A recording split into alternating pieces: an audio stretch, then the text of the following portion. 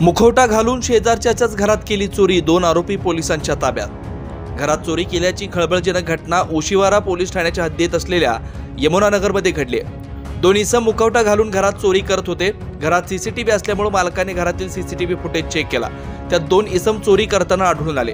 26 डिसेंबर रोजी ओशिवारा पोलीस ठाण्यात गुन्हा नोंदवण्यात आला। पोलिसांनी घटनास्थळी भेट देऊन सीसीटीव्हीची पाहणी केली। ज्या इसमाने चोरी केली त्याच्या पायात चप्पल नसल्याचं आढळून आलं, म्हणून चोर हा बिल्डिंगमध्येच राहणारा असल्याचं पोलिसांना संशय आला। शेजारीत राहणारा मारुश मोटवानी हा सीसीटीव्ही फुटेजमध्ये असणाऱ्यासारखाच दिसत असल्यानं त्याची चौकशी केली असता त्याने कबुली दिली।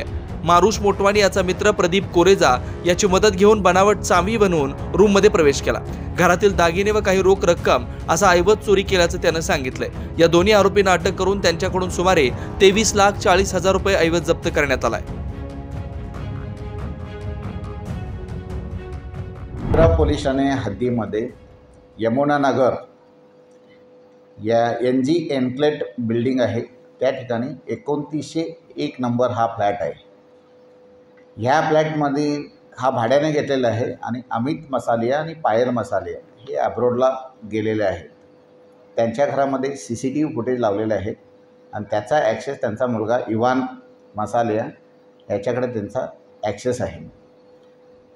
त्यांच्या मुलांनी त्यांच्या घरातील CCTV फुटेज पाहिले असता 2 इसम हे मुखवटा घालून आतमध्ये घरात घुसून चोरी केल्याचे त्यांना आढळले होते, म्हणून 26 डिसेंबर रोजी ओशिवरा पोलीस ठाणे येथे गुन्हा दाखल करण्यात आलेला होता। यामध्ये ओशिवरा पोलीस ठाण्याचे API नागराळ आणि टीम यांनी घटनास्थळी भेट देऊन त्यांच्या CCTV फुटेजची पाहणी केली असता ज्या इसमाने चोरी केलेली आहे त्यांनी पायात चप्पल घातल्याचे नसल्याचे आढळून आले। त्यामुळे चोर हा या बिल्डिंगमधला तसावसा संशय बळावला, म्हणून बाजूच्याच फ्लॅटमध्ये राहणारा मारुश मोटवानी त्या CCTV फुटेजमध्ये त्याच्यासारखा दिसत असल्यामुळे त्याला ताब्यात घेऊन चौकशी केली असता त्याने गुन्ह्याची कबुली दिली आणि त्याचा मित्र प्रदीप कोरेजा याच्याकरवी त्याने बनावट चावीचा वापर करून घरात प्रवेश करून आतील सोन्याचे दागिने, चांदीचे दागिने व रोख रक्कम असा ऐवज चोरी केल्याचे सांगितले। यामध्ये या दोघांना अटक करून त्यांच्याकडून सुमारे 23,40,000 रुपयाचे सोन्याचे दागिने, चांदीचे दागिने व रोख रक्कम असा ऐवज हस्तगत करण्यात आलेला आहे।